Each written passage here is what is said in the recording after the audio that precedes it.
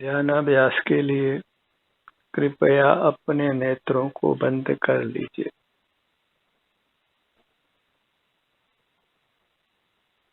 अपना मुख अपनी ओर कीजिए।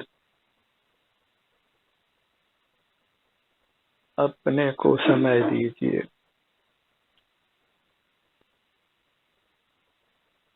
आपका सुख आपके शरीर में ही है।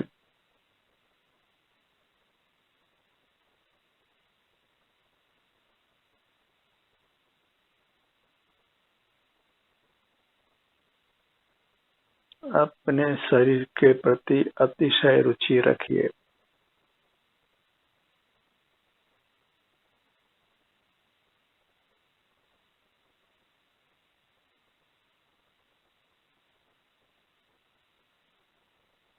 बाह्य पदार्थों का राग छोड़कर अपने आप की ही रुचि करिए, अपने आभ्यंतर अमूर्त शरीर की।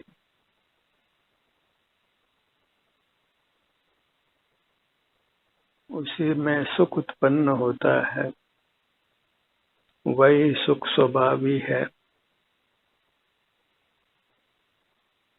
जो भी जीव मुक्त हुए हैं वे अपने शरीर की रुचि से ही हुए हैं, अपने शरीर से जुड़कर ही हुए हैं।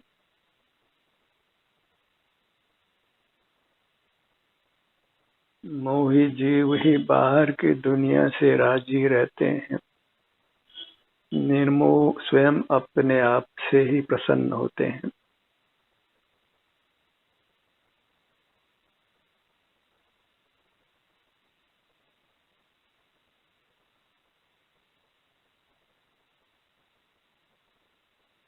अपने मुहूर्त को लक्ष्य में रखिए। यही परमात्मा होने का उपाय है।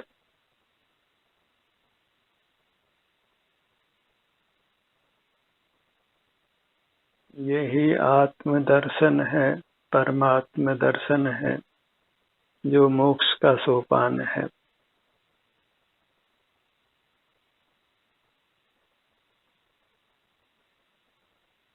इसी एक काम से हम सर्व दुखों से मुक्त होकर उत्तम अविनाशी सुख को पाते हैं।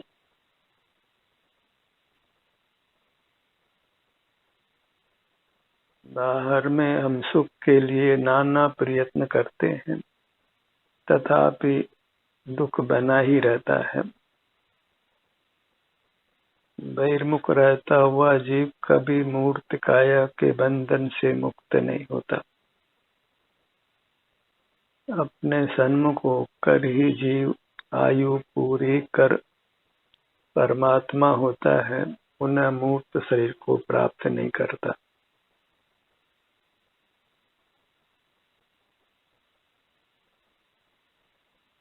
सुख के लिए बस हमें अपने शरीर तक ही अपने को सीमित रखना है। बिना किसी शब्द का आश्रय किए हम अपने अमूर्त शरीर के सन्मुख रह सकते हैं। अपने विभिन्न भागों का संवेदन कर सकते हैं। ये कार्य अति सुगम है यदि हम बहिर्मुखता पर नियंत्रण कर लें, बहिर्मुखता पर लगाम लगा दें। हमारे मोक्ष को हमारी बहिर्मुखता ही रोकती है। हम स्वस्थ रहना चाहते हैं, निरोगी रहना चाहते हैं, पर अपने सन्मुख नहीं रहना चाहते। और बिना अपने सन्मुख हुए हम स्वस्थ नहीं रह सकते हैं, निरोग नहीं रह सकते हैं। बड़े बड़े डॉक्टर भी रोगग्रस्त होकर अल्पायु में भी मर जाते हैं, क्योंकि वे सुख का उपाय, स्वास्थ्य का उपाय बाहर करते हैं। स्वास्थ्य का उपाय अपने भीतर रहना है, अपने में ही निवास करना है, अपना ही एहसास करते हुए रहना है।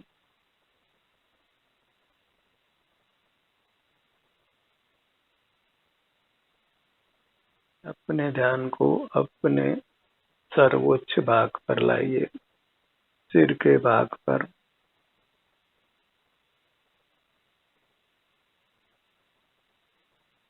यहाँ से प्रारंभ कर हमें अपनी पगतलियों तक पहुंचना है। हर भाग का संवेदन करने का प्रयास कीजिए।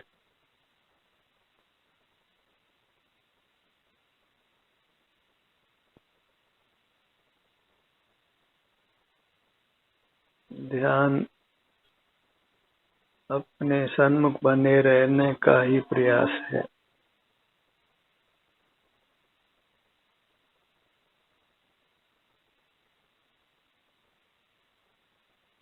जब अपने सन्मुख होने से हमें शांति का अनुभव होता है और हम उस शांति को पहचान लेते हैं, तो फिर स्वतः ही हमारा ध्यान अंतर्मुख होता है।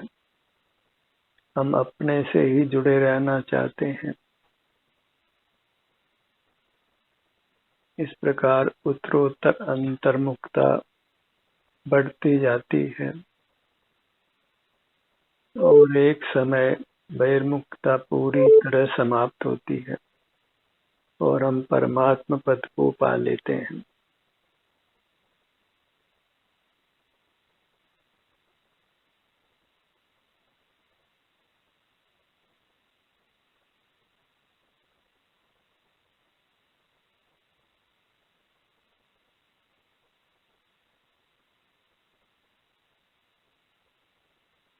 अपने ध्यान को अपने भ्रूमध्य पर लाइए।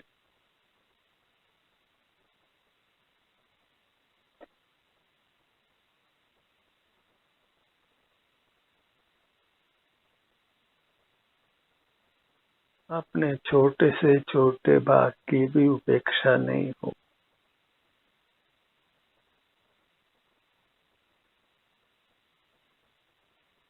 ललाट का भाग,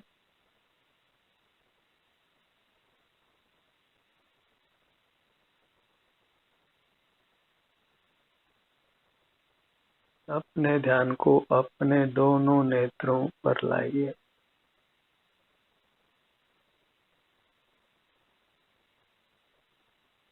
बाहर से कुछ भी प्रयोजन नहीं हो। सुख का प्रयोजन केवल अपनी अमूर्त काया से ही पूरा होता है।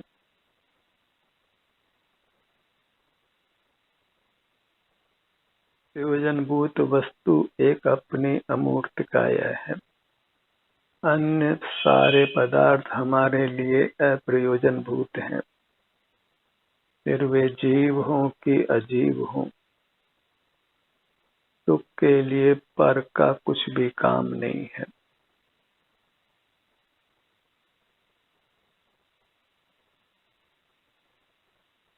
परस्पर का व्यवहार नहीं है, परस्पर की निर्भरता नहीं है।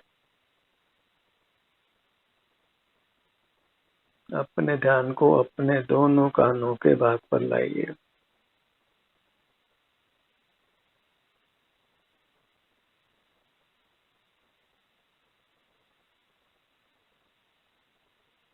अपने सन्मुख बने रहने पर जब तीव्र मोह का उदय होता है तो हमारा ध्यान बाहर चला जाता है। उसके बारे में कुछ सोचना नहीं है। हमें अपने पर ही पुनः लौटाना है। विकारों के बारे में सोचने से विकार बढ़ता ही है, नष्ट नहीं होता है। मन में विचार क्यों आ गया, ऐसा विकल्प नहीं करना है। विकार को दिमाग में कायम नहीं रखना है। भूतकाल में कोई विकार हुआ हो उसको भी याद नहीं करना है। हमारा प्रयोजन सुख को पाना है, तो सुख को ही लक्ष्य में लेना है।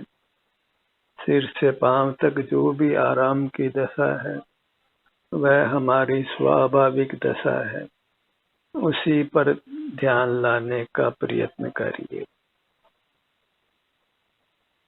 शरीर में कोई वेदना हो और संभव हो कि आप अपना ध्यान किसी अन्य भाग पर ला सकते हो जहाँ वेदना नहीं है, तो उस भाग पर आ जाइए। वेदना स्वतः कर्म का संबंध मिटने पर मिट जाने वाली है। वह हमारा स्वाभाविक परिणाम नहीं है। जो स्वाभाविक परिणाम नहीं है उस पर हमने अपना समय, हमारी शक्ति नहीं लगाना है। स्वाभाविक परिणाम एक सुख है, आराम की दशा है। जो अपने जिस किसी भाग में आराम हो वहीं अपने ध्यान को लाइए, तो सुगमता से आप अपने सन्मुख रह सकते हैं। शरीर के जिन जिन भागों में वेदना नहीं है उन भागों में अपने ध्यान को लाकर सुखपूर्वक अपने सन्मुख रहिए। फिर भी ध्यान यदि वेदना के भाग पर आता है तो हमें उसके बारे में कुछ भी विकल्प नहीं करना है, क्योंकि कर्मोदय मिटने पर उसको स्वतः समाप्त हो जाना है। विकार कोई स्थायी नहीं होता। जब स्वयं ही विनाशिक है तो फिर उसके विनाश के लिए प्रयत्न क्यों करना है। अनेकों बार हम बीमार हुए और फिर ठीक भी हो गए। अनेकों विचार उत्पन्न हुए, वही समाप्त भी हो गए। अनेकों बाह्य प्रतिकूलताएं भी खड़ी हुई और वे समाप्त हो गई। जो स्वतः समाप्त हो जाता है उसमें अपनी शक्ति को नहीं लगाना है। अपनी शक्ति को जो अपना सुख व्यक्त है उसके अनुभव में लगाइए।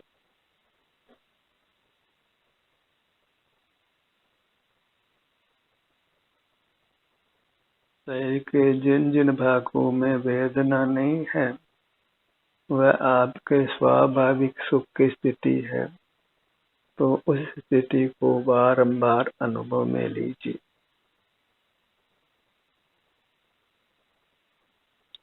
और कोई और दैहिक विकारी भाव आता है बीच में तो उस पर अपने ध्यान को लाने से अपने आप को यथासंभव रोकना है, क्योंकि उसके लक्ष्य से विकल्प होने की संभावना बनती है। एक अपना स्वाभाविक सुख है जिसका अनुभव करने पर कुछ भी विकल्प नहीं होता है। हमें निर्विकल्प होना है और निर्विकल्प दशा में ही कर्मों का नाश होता है।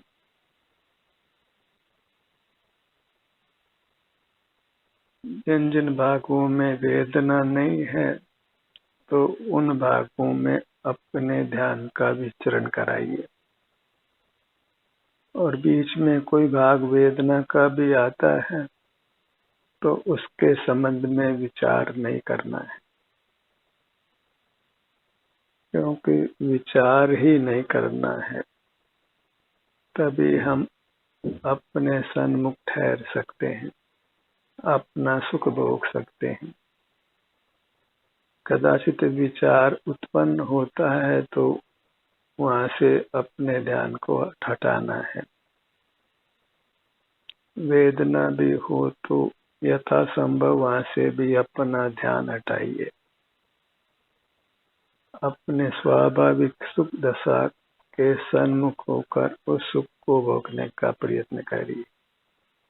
जो सुख कर्मजन्य नहीं है, बाह्य पदार्थ का नहीं है, वह हमारा स्वाभाविक रूप है, स्वाधीन रूप है, जहाँ किसी पर की सहाय नहीं है, हस्तक्षेप नहीं है, ऐसे अपने स्वाभाविक सुख को भोगिए। वेदना कर्मजन्य है, लेकिन सुख कर्मजन्य नहीं है। सुख हमारा स्वरूप है। आपके शरीर के किसी भाग में वेदना नहीं है तो वह आराम की स्थिति, सुख की स्थिति कर्मजन्य नहीं है, वह आपका स्वरूप है। कर्म के संबंध के अभाव में जीव निरोग ही रहता है, वेदना रहित ही रहता है, सुखी रहता है, क्योंकि उसका ऐसा ही स्वरूप है। स्वभाव से जीव सुख भोगी ही है। बस बाह्य पदार्थ जो पर है उनसे अपना लक्ष्य हटाना है, और उनके लक्ष्य से अपने भीतर कोई परिणाम होता है तो उस परिणाम की भी उपेक्षा करना है। लोक में जैसे पर स्त्री के त्याग को अच्छा माना जाता है, ऐसे इस पारलौक मार्ग में पर पदार्थों को नहीं देखना जानना अच्छा माना जाता है। धर्म के स्तर पर त्याग अपनी चरम सीमा पर पहुंचता है। वहाँ हम बाह्य पदार्थों के ज्ञान से अपने को मुक्त रखते हैं,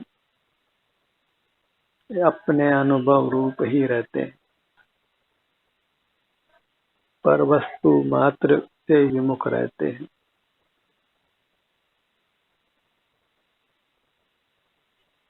पर में भेद नहीं करते हैं। लोक में व्यवहार में ही पर में भेद किया जाता है। मोक्ष मार्ग में तो पर है और उसके आश्रय से दुख होता है। पर फिर कोई भी क्यों न हो, पर ही है और इस कारण से ग्राह्य नहीं है, देखने जानने योग्य नहीं है। तो लक्ष्य इस बात का ही बनाइए कि मुझे तो किसी भी पर पदार्थ को लक्ष्य में नहीं लेना है, उसके सन्मुख नहीं रहना है। पर पदार्थ फिर अपना परिजन हो, मित्र हो, देशवासी हो, परदेशी हो, कि परमात्मा हो, कि कोई साधु हो, जहाँ पर का लक्ष्य है वहाँ फिर दोष है, अपराध है। पर में भेद हमने अनादि से किया है। धर्म मार्ग में पर में भेद करना अच्छा नहीं है।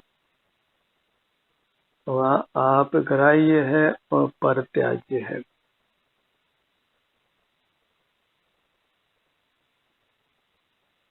उपादे अपनो अपा बाई तत्सम हेयम। बाह्य पदार्थ हेयर अपनी अमूर्त काया ही ग्राह्य है।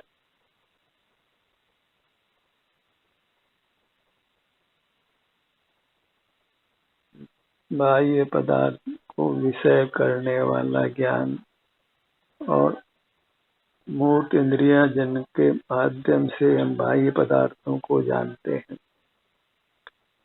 इन तीनों से ही अपने आप को भिन्न रखना है, मुक्त रखना है। इंद्रियों के माध्यम से होने वाला इंद्रिय ज्ञान और इंद्रिय ज्ञान के विषयभूत बाह्य मूर्त पदार्थ, इन तीनों से हमको विरक्त होना है। वही यथार्थ वैराग्य है। इसमें से कोई एक भी रखेंगे तो वीतराग नहीं हो पाएंगे।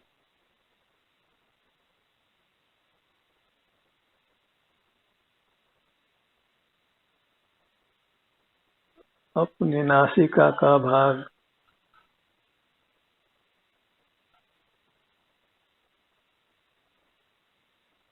एक ही चिंतन के मुझे तो अपनी अमूर्त काया ही चाहिए।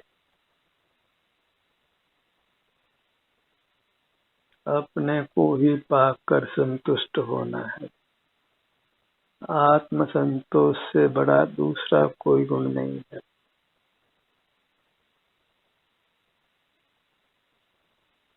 और जब अपने अमूर्त काया के सन्मुख होकर इसको पा लेते हैं तो सारा लौकिक वैभव फिर धूल ही रह जाता है, उसकी कोई उपयोगिता नहीं रहती है।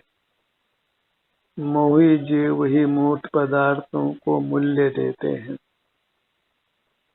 निर्मोही को मूर्त पदार्थों से कोई प्रयोजन नहीं है।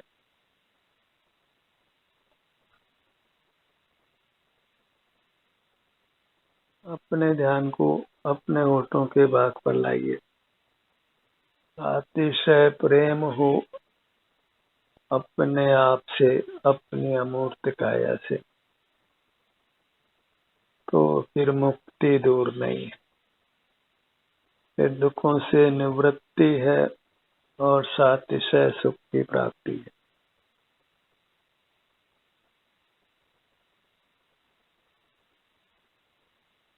मुख के भीतर आइए, दंत पंक्ति, जिह्वा,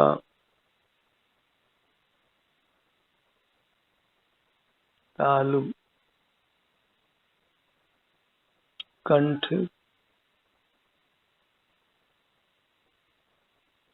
ठुड्डी, दोनों गाल,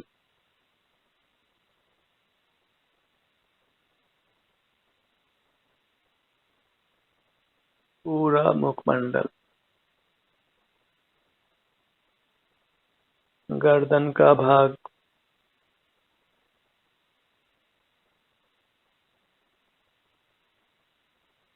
यही वास्तविक परमात्मा की आराधना करना है, सेवा करना है, दर्शन पूजन करना है।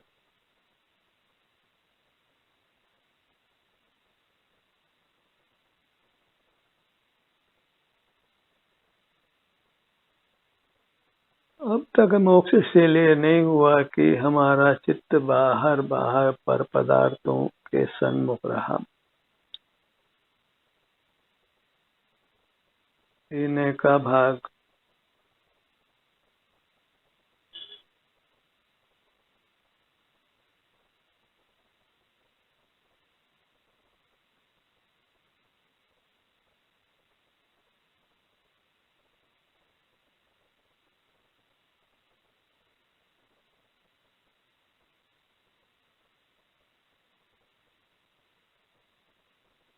पेट का भाग,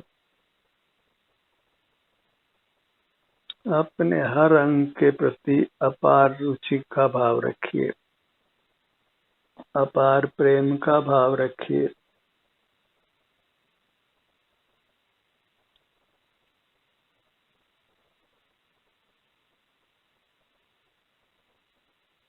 प्रेम को बांटना नहीं है, 100% प्रेम अपने अमूर्त शरीर को ही देना है।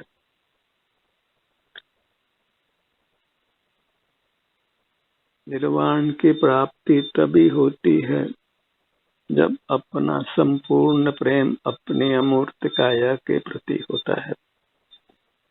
सतत फिर हम अपने में ही निमग्न रहते हैं, वृत्ति किंचित भी बहिर्मुख नहीं होती।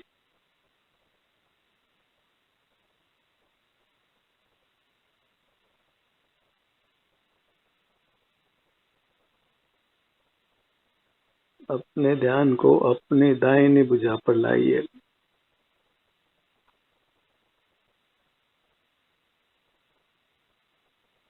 जब तक अपने समूर्त शरीर के प्रति प्रेम नहीं जागता है तब तक ही जीव संसार में नाना दुख भोगता है।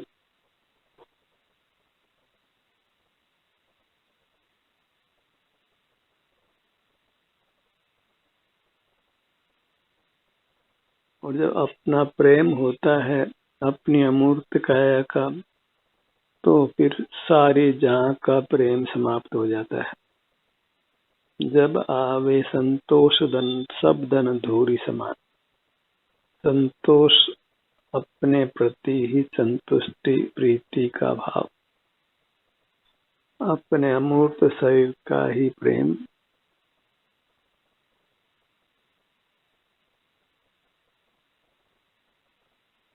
बाईं भुजा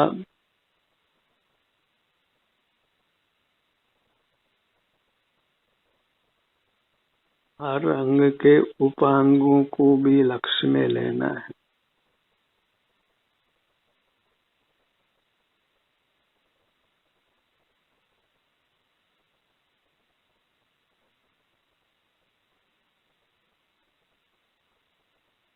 दाहिना पैर पगतली से जंघा भाग तक,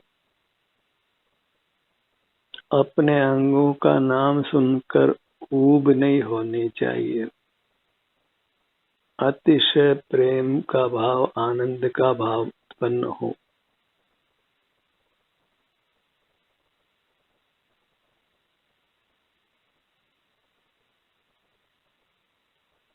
बायां पैर, दोनों पैर एक साथ,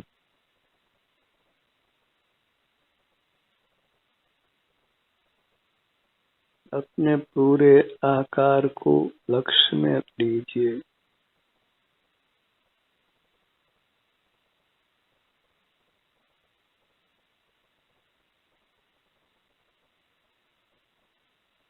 अपने में निमग्न रहिए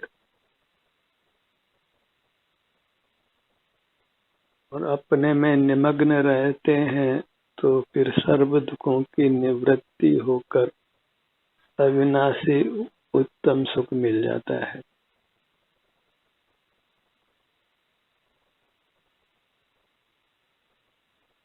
परमात्मा पद की प्राप्ति हो जाती है। ध्यान का सत्र यहीं समाप्त होता है। आपकी सहभागिता के लिए धन्यवाद।